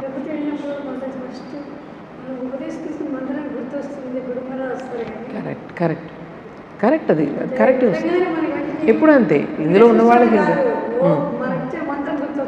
గుర్తొస్తుంది, కానీ అది ఇది ఒకటే అని తెలుసా లేదా మనకి, ఒకటే అని తెలుస్తుంది, ఇదే కావాల్సింది అంతే, ఎప్పుడు అంతే. సో మనం అందరూ మంచి ట్రాక్లోనే ఉన్నాం, సరైన మార్గంలోనే ఉన్నాం, ముందుకు వెళ్ళడం ఇంకంతే కావాల్సింది. సో ఈ విధంగా చెప్తున్నారు. అయితే ఇప్పుడు సరే నాకు ఇష్టదైవం తెలిసింది, నేను అంతా నచ్చింది, ముందుకు వెళ్దాం. మరి మార్గం ఏమిటండి? మార్గం ఏంటంటే ఇక్కడ అంటే కొంచెమే చెప్పారు ఇక్కడ స్వామీజీ, మేబీ అక్కడ సరిగా టైం లేక ఏం తెలియదు. రామానుజాచార్యులు మాత్రం ఇక్కడ టచ్ చేశారనమాట. రామానుజాచార్యులు ఏం చెప్తున్నారంటే, ఈ విధంగా భక్తి, నిజమైన భక్తి కలగాలంటే ఉండవలసిన లక్షణాలు ఆయన ఏం చెప్తున్నారంటే, వివేకం ఉండాలి, అలాగే కోరికల్ని అదుపులో ఉంచుకోవాలి, తర్వాత అభ్యాసం, ఎప్పుడూ కూడా ఏదైతే మంచి ఉందో దాన్ని ప్రాక్టీస్ చేయగలిగే దాని యొక్క సామర్థ్యం ఉండాలి. తర్వాత సాక్రిఫిషియల్ వర్క్ అంటే యాగయజ్ఞాలు, పూజలు ఇవన్నీ కూడా చేస్తూ ఉండాలి. వీళ్ళు విశిష్టాద్వైతం కదా. తర్వాత ప్యూరిటీ, పవిత్రత ఉండాలి. తర్వాత స్ట్రెంగ్త్ ఉండాలి. స్ట్రెంగ్త్ అంటే మంచి పిరిగివాళ్ళుగా ఉండకూడదు భక్తులంటే, ఏడుపులు ఎంతసేపు ఏడుస్తూ కూర్చోవడం. భక్తుల కంటే స్ట్రెంగ్త్ రావాలి. నిజమైన భక్తి కలిగితే స్ట్రెంగ్త్ వస్తుంది. ప్రతి చిన్నదానికి కన్నీళ్ళు కార్చడంగా, కన్నీళ్ళు ఎప్పుడు కార్చాలి? భక్తితో కార్చాలి. కేవలం భక్తితోనే కన్నీళ్ళు, కష్టాలకి కన్నీళ్ళు కాదు. నిజమైన భక్తులు కష్టాలకు ఏడవరు ఎప్పుడు కూడా. సో ఇక్కడ స్ట్రెంగ్త్. అలా నిజమైన భక్తులు అంటే మనం అందరూ దారిలో ఉన్నాం, మనం అలా అని చెప్పి ఏడుస్తున్నాం అలా అనుకోవద్దు. ఆయన అమ్మ దగ్గర కాబట్టి ఇంకెక్కడ ఏడుస్తాం, కానీ కొన్నాళ్ళు వచ్చినప్పుడు ఆ స్థాయి దాటిపోయి కేవలం భక్తితోనే ఆనంద బాష్పాలు మాత్రమే వస్తాయి. ఆ స్థాయి వస్తుంది. తరువాత ఇంకొకటి లాస్ట్లో ఏదంటే, చాలా ఎప్పుడు కేరింతలు కొడుతూ అలా ఉండడం మంచిది కాదు. భక్తులకు ఒక స్టడీనెస్ ఉండాలి. ఎక్కువగా మాట్లాడుతూ ఉండడం, ఎక్కువగా నవ్వుతూ ఉండడం, ఎక్సెస్ ఆఫ్ జాయ్ అనేది is not good for to become a good భక్త అని చెప్పి ఎవరు చెప్తున్నారు? రామానుజాచార్యులు వారు చెప్తున్నారు. ఇక్కడ డిస్క్రిమినేషన్ అంటే వివేకం. అందులో రామానుజాచార్యులు వారు తీసుకున్నది ఏంటంటే ఆహారంలో వివేకాన్ని తీసుకుంటున్నారు ఆయన. అందుకని మీకు చూడండి, విశిష్టాద్వైతంలో వాళ్ళ ఆహారం విషయంలో చాలా జాగ్రత్తగా ఉంటారు. అంటే ఆహారం సరైనది తీసుకున్నప్పుడే మీకు సత్వగుణం పెరుగుతుంది. ఆహారంలో 3 రకాల దోషాలు చెప్తారు ఆయన. మొదటిది ఏంటంటే, ఆహారం స్వభావరీత్యా మనకు మంచిది కాదు.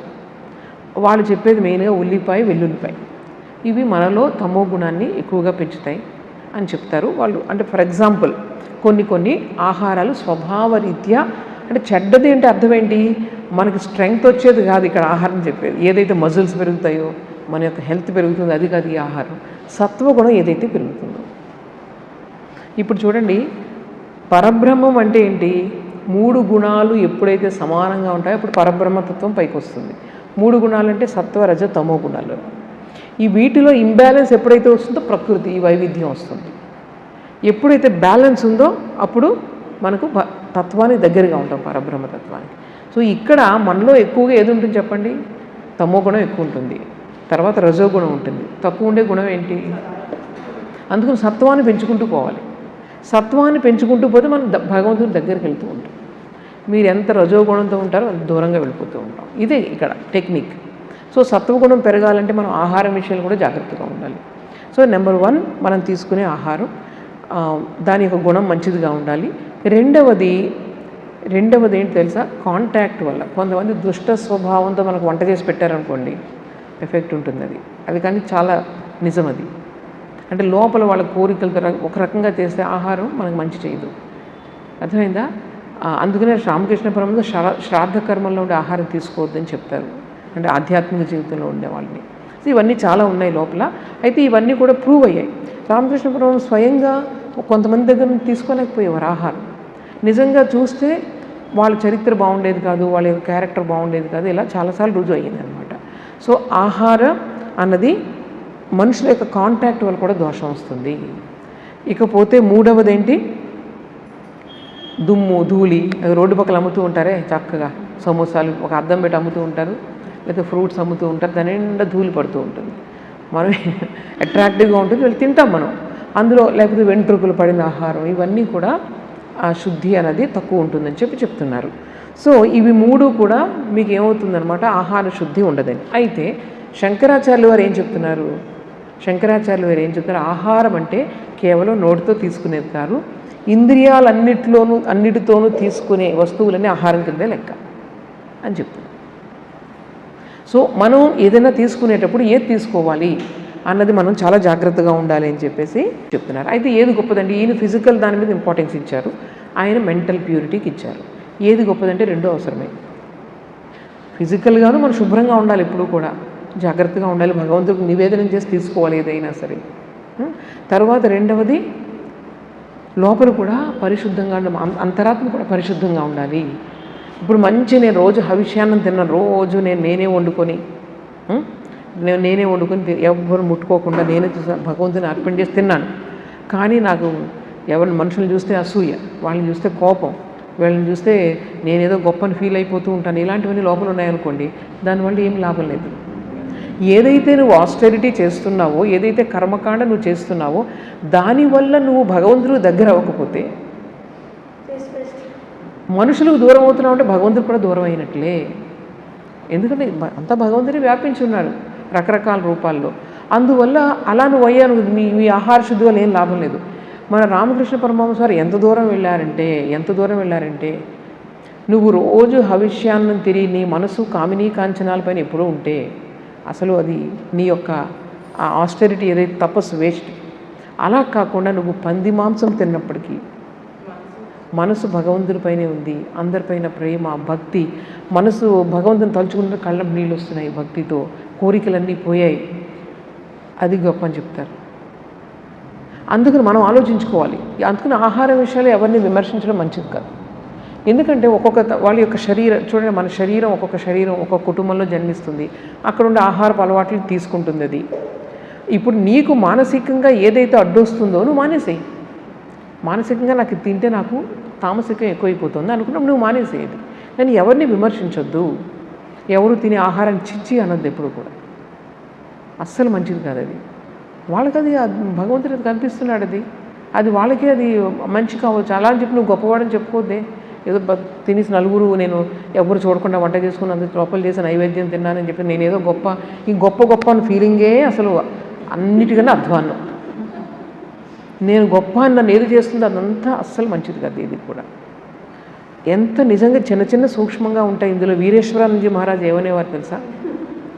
నువ్వు చాలా ఏదో చేస్తున్నావు, సపోజ్ ఎప్పుడు నేను కాలికి చెప్పులు వేసుకొని ఎక్కడికి వెళ్ళి కాలినడకని వెళ్తాను, మంచిదే. భగవంతుని వైపు నీకు తీసుకెళ్తే నీకు అది మంచిదే. కానీ లోపల వాళ్ళందరూ చెప్పులు వేసుకుంటున్నారు, నేను ఇంత గొప్ప పని చేశాను, లోపల ఇది ఉందనుకో, దానికన్నా 10 రకాల చెప్పులు వేసుకొని తిరుగు పర్వాలేదు, అహంకారం ఇంకా. సో నిజమైన భక్తులు ఎలా ఉండాలంటే నీకు నచ్చింది నువ్వు చెయ్యి, ఎదుటి వాళ్ళు నువ్వు విమర్శించద్దు. దాని వెనకాల 1,000,000 కారణాలు ఉండొచ్చు వాళ్ళకి, నీకేం తెలుసు అవన్నీ కూడా. కేవలం నీ స్టాండర్డ్తోనే ప్రపంచం ఉండాలి అనుకోవడం అనేది చాలా మూర్ఖత్వం అన్నమాట. సో ఇప్పుడు ఆహార శుద్ధి ద్వారా సత్వశుద్ధి అవుతుంది, మన మనసులో చిత్తశుద్ధి వస్తుంది, సత్వశుద్ధి వస్తుంది. దాని తర్వాత స్మృతి, నీకు సత్వం పెరుగుతుంది, స్మృతి పెరుగుతుంది. స్మృతి అంటే ఏంటండి? స్మృతి అంటే భగవంతుడి గురించి స్మృతి. మన స్మృతి అంటే మెమరీ పవర్ అంటే ఫిజిక్స్ బాగా కంఠస్థం చేసే అది మంచిదే. ఫిజిక్స్ కంఠస్థం చేసేది అవన్నీ బాగా గుర్తున్నాయి.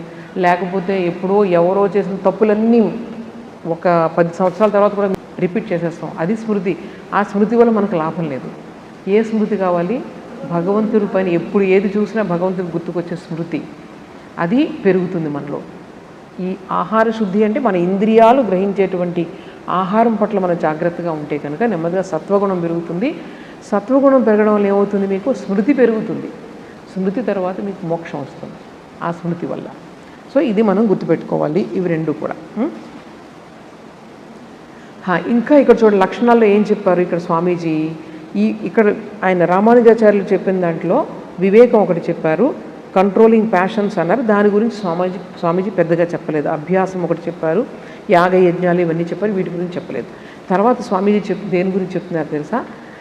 అహింస, ప్యూరిటీ గురించి చెప్తున్నారు. ప్యూరిటీలో నెంబర్ 1 ఏంటంటే అహింస అన్నది. అహింస అనేది పెద్ద టెస్ట్ మనకి. అహింస అంటే ఏంటిది? ఎప్పుడే మనం అనుకున్నాం కదా, దేని జంతువుని చంపకపోవడం, ఎవరిని మాటలతో బాధ పెట్టకపోవడం, ఇవన్నీ కూడా అహింసే. కానీ నిజమైన టెస్ట్ ఎక్కడంటే అహింస చెప్పగలరా?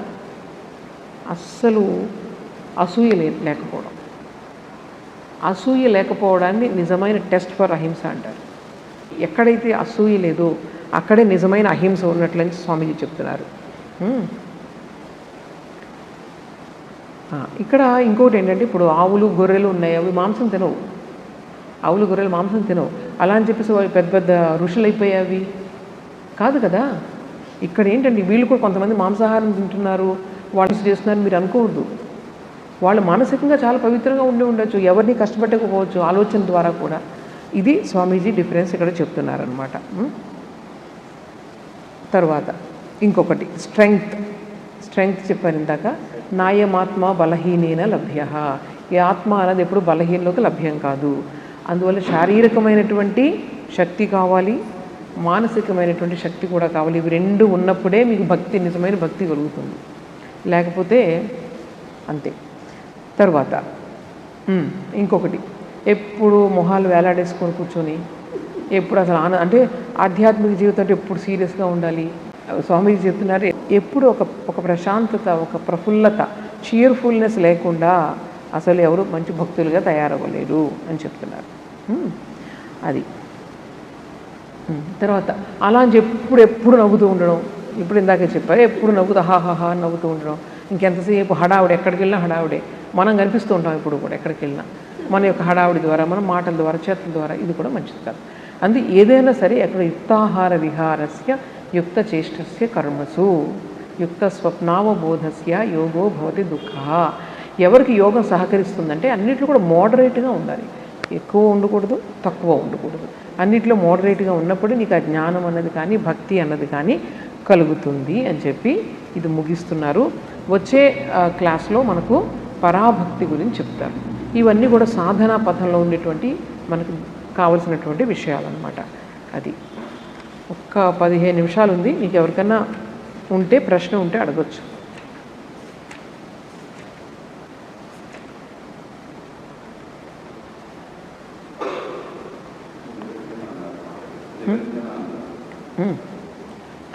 నిరంజన అంటే ఏ విధమైనటువంటి మాలిన్యం లేకపోవడం, ఏ విధమైన మాలిన్యం లేకపోవడాన్ని నిరంజన తత్వం అంటారు అన్నమాట. లోపల నిత్యం అనంతరూపం భక్తానుకంపా ధృత విగ్రహం, ఏ విధమైన కల్మషం లేని వాళ్ళని అర్థం. ప్యూర్ అనమాట. ఒక మాటలో చెప్పాలంటే పవిత్రమైనటువంటి అని అర్థం.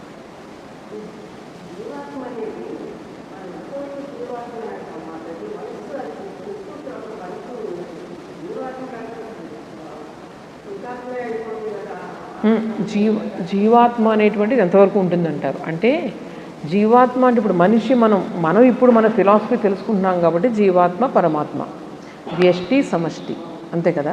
ఈ వ్యష్టి తనతో ఉన్నటువంటి సంబంధాన్ని, సమష్టితో ఉన్నటువంటి సంబంధాన్ని తెలుసుకోవడమే ఆధ్యాత్మిక జీవితం. ఇవి రెండు కూడా శాశ్వతం. ఒక దేహంగానే మనం ఉన్నంతసేపు, దేహభావంలో ఉన్నంతసేపు మనకి అది రాదు, అసలు తత్వాన్ని మనం గ్రహించలేము. అలాగే మానసిక స్థాయిలో కూడా రాదు. లోపలికి మనం వెళ్ళే కొద్దీ కూడా ఈ మనస్సు దేహం యొక్క భావన నెమ్మదిగా మన ఐడెంటిటీ తగ్గే కొద్దీ కూడా మనకు ఆ ఏకాత్మబోధం అనేది కలుగుతుంది కదా. ఇక్కడ మనకు 3 రకాల సిద్ధాంతాలు ఉన్నాయి. ఈ జీవాత్మ పరమాత్మ రెండూ కూడా మీరు అడిగింది ద్వైత భావంలో అనంతకాలంగా ఉంటుంది. వాళ్ళకి కలిసిపోవడం ఉండదు. ఎందుకంటే జీవాత్మ పరమాత్మ వేరు ఎప్పటికీ ఒకటవ్వవు. ద్వైత సిద్ధాంతాలను ఎప్పుడు అవ్వదు. వాళ్ళు ఏం చేస్తారంటే పైకి వెళ్ళి ఆ సాయుధ్యాన్ని, భగవంతుని యొక్క సాయుధ్యాన్ని అనంతకాలం పాటు వాళ్ళు పొందుతూ ఉంటారు అని చెప్తారు. సో అది విశిష్టాద్వైతంలో ఏంటంటే మన భగవంతులో ఒక అంశము అనే భావాన్ని మనం తెలుసుకుంటాం. అంటే ఈ ప్రపంచంలో ఉంటూనే ఉంటాం మనం, కానీ మనం భగవంతుల్లో ఒక భాగంగా, ఒక అంశంగా మనకు ఆ రియలైజేషన్ అనేది కలుగుతుంది అనమాట. అది ఒక్క అద్వైతంలోనే మీకు ఈ జీవాత్మకి ఐడెంటిటీ ఉండదు. అది ఒక భ్రాంతి. ఈ దేహము మనస్సు అనేది భ్రాంతి కాబట్టి ఆ భ్రాంతి తొలగిపోతే వాటి మధ్య ఉన్నటువంటి మార్క్స్ తొలగిపోతుంది. తొలగిపోయి తత్వం ఒక్కటే అందులో అనేది అర్థమవుతుంది. అక్కడ మీకు అంతే అక్కడ ఓన్లీ మనకు చేయాల్సింది ఏంటంటే ఆ జ్ఞానోదయం కలుగుతుంది. ఆ జ్ఞానం అంధకారం తొలగిపోగానే అది ఒకటే, ఉన్నది ఒకటే అని అర్థమవుతుంది. మీరు చెప్పేది ఇక్కడ అందుకని ఇన్ని సిద్ధాంతాల్లో ఒక్కొక్కరికి ఒక్కో రకం అనుభూతి. ఇప్పుడు సపోజ్ నేను రామకృష్ణ పరమహంస అనేవారు నేను పంచదార అవ్వను, నేను పంచదార తింటాను అనేవారు. అంటే అర్థం ఏంటి? నేను డిఫరెన్స్ నాకు కావాలి ఎప్పుడు కూడా. ఆ రిలేషన్ ఎంజాయ్ చేయడం అనమాట. ఆ హయ్యెస్ట్ తత్వంలో ఉండి ఆ హ్యూమన్ రిలేషన్ ఎంజాయ్ చేయడం. వైష్ణవ మతాల్లో అది చెప్తారు. అంటే నేను ఆ భావాన్ని నాకు కావాలి, అందులో మాధుర్యాన్ని నేను పొందాలి అని చెప్పి అనుకుంటే మీరు అందులోనే పొందవచ్చు. నాకు మళ్ళీ వద్దు బాబోయ్, నాకు స్వర్గలోకం వద్దు, నరకలోకం వద్దు, విష్ణులోకం వద్దు, ఏమీ వద్దు, నాకు ఇది చాలు, ఈ ప్రపంచం అంటేనే నాకు వద్దు అనుకున్న వాళ్ళందరూ కూడా డైరెక్ట్గా మనం బ్రహ్మతత్వాన్ని పొందుతాం అన్నమాట. అది అందులో లీనమైపోతాం. ఇది మన యొక్క స్థాయిని బట్టి అది ఉంటుంది. అది జీవాత్మ ఐడెంటిటీ అక్కడ ఉండదు, ఇంకా ఇక్కడ మాత్రం ఉంటుంది. అవును, శుద్ధ ఆత్మ, శుద్ధ బుద్ధి, శుద్ధ మనసు ఒకటే. మైండ్ ప్యూరిఫై అయిపోతే ఇంక అందులో బంధమే ఉంది. ఇంకా కష్టాలు కూడా కష్టాలు అనిపించవు ఎవరికి, భక్తులకి. అందులో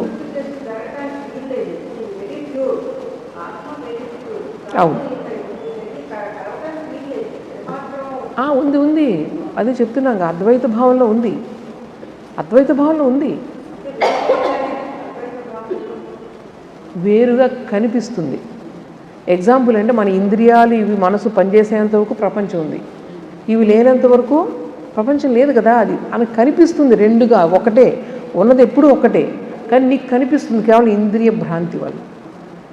ఇంద్రియాల ద్వారా మనసు ద్వారా కలిగే భ్రాంతి వల్ల నీకు టైం స్పేస్ కాజేషన్ కానివ్వండి, మొత్తం ఈ విభిన్న తత్వాలు కానివ్వండి, ద్వంద్వాలు కానీ అన్నీ నీకు మనసులోనేగా. సో ఇది ఎప్పుడైతే పోయిందో నీకు అది భ్రాంతి, మనసు అనే భ్రాంతి ఎప్పుడు తొలగిపోతుందో అప్పుడు ఆటోమేటిక్గా కొంతమంది ఈ శరీరాన్ని కాల్చేసుకుంటారు. ఇంకా అద్వైత అనుభూతి కలిగిన తర్వాత కంప్లీట్గా నేను పర్సీవ్ చేస్తున్నాను, ఉన్నది ఒక్కటే, ఇవన్నీ జస్ట్ మైనం బొమ్మలా తిరుగుతున్నాయి ఈ శరీరాలన్నీ కూడా. వాళ్ళకి అలా కనిపిస్తూ ఉంటుంది. అప్పుడు ఇది ఎందుకు, ఇది అడ్డంకి. ఇది వాళ్ళు చాలామంది ఆత్మాహుతి చేసుకుంటారు ఆ స్టేజ్లో. శరీరంతో ఐడెంటిఫికేషన్ కంప్లీట్గా పోయింది. సో అది కూడా ఉంటుంది. అక్కడ ఇంకేం ఉండదు, అక్కడ కంప్లీట్గా కలిసిపోయింది అక్కడ మైండ్. అది రమణ మహర్షి ఆ స్టేజ్లో ఉండేవారు, చాలా హైయెస్ట్గా.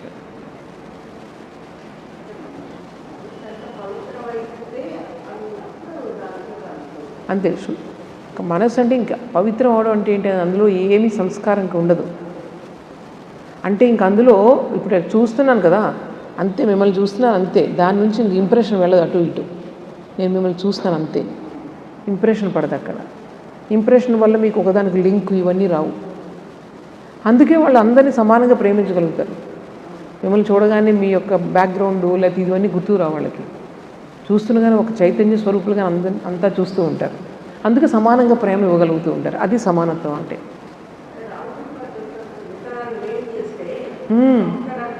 ఇంకేముండదు, అది అందులో మొలకలు రావు, ఇంకా రావు.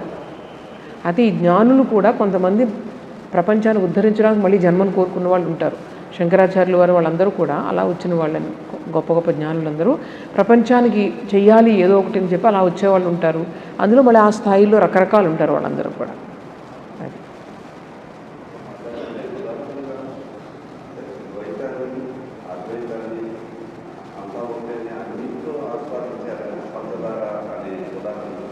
పంచదార అనే ఉదాహరణలో పంచదార తినాలంటే తినడాన్ని మీరు ఆస్వాదిస్తూ ఉంటారు. అంటే భగవంతుని తత్వాన్ని ఆస్వాదించాలంటే నాకు ఒక ఐడెంటిటీ ఉండాలి. నేను ఆరాధిస్తున్నాను, ఆరాధించే వస్తువు వేరుగా ఉంటేనే నేను ఆస్వాదించగలను. సగుణ నిరాకార అంటే ఏమిటి? ఇప్పుడు చూడండి, భగవంతునికి గుణాలు లేవు, తర్వాత ఆకారం లేదు. మనకు మొదటి నిర్గుణ నిరాకార అంటారు దాన్ని. అటువంటి తత్వాన్ని ఆరాధించవచ్చు. తరువాత సగుణ నిరాకార అంటే నిరాకార తత్వం ఉంది కానీ నిరాకారం కానీ గుణాలు ఉన్నాయి. గుణాలంటే ఏంటి? ఆయనకు అన్నీ తెలుసు, అంతటా ఆయన వ్యాపించి ఉంటాడు, ఆయన చాలా శక్తివంతుడు, ఇవన్నీ గుణాలు. అర్థమైందా? అక్కడ మీకు ఆకారం లేదు. అంటే ఒక విధంగా చెప్పాలంటే మొహమ్మడన్ ఇస్లాం మతంలో వాళ్ళు సగుణ నిరాకార భగవంతుడు, నిర్గుణ నిరాకార కాదు. అక్కడ అల్లా అంటే దయామయుడు అని చెప్తూ ఉంటారు కదా వాళ్ళు. అలా అదేవిధంగా దయ, ఈ కరుణ, ఇవన్నీ కూడా గుణాలు. అనంత గుణసాగరుడు ఆయన, అనంత దయామయుడు, ఇవన్నీ కూడా ఆయన గుణాలు. కాబట్టి అక్కడ గుణం ఉంది. కానీ అప్పుడు బ్రహ్మ సమాజం వాళ్ళు, మనకు అప్పుడు బ్రహ్మ సమాజం వాళ్ళు ఉండేవాళ్ళు కదా, స్వాతంత్ర మనం రాని ముందు, వాళ్ళందరూ కూడా సగుణ నిరాకార దాన్ని తత్వాన్ని ఆరాధించేవారు.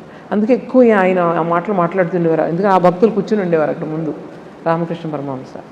అలా తర్వాత సగుణ సాకార, గుణాలు ఉన్నాయి, ఆకారం ఉంది, మనం చేసేదంతా కూడా. అర్థమైందా? చాలా. ఇంకేమైనా ఉన్నాయా? ఓం అసతో మా సద్గమయ తమసో మా జ్యోతిర్గమయ మృత్యోర్మా అమృతంగమయ. ఓం శాంతి శాంతి శాంతి. హరి ఓం తత్సత్. శ్రీరామకృష్ణార్పణమస్తు.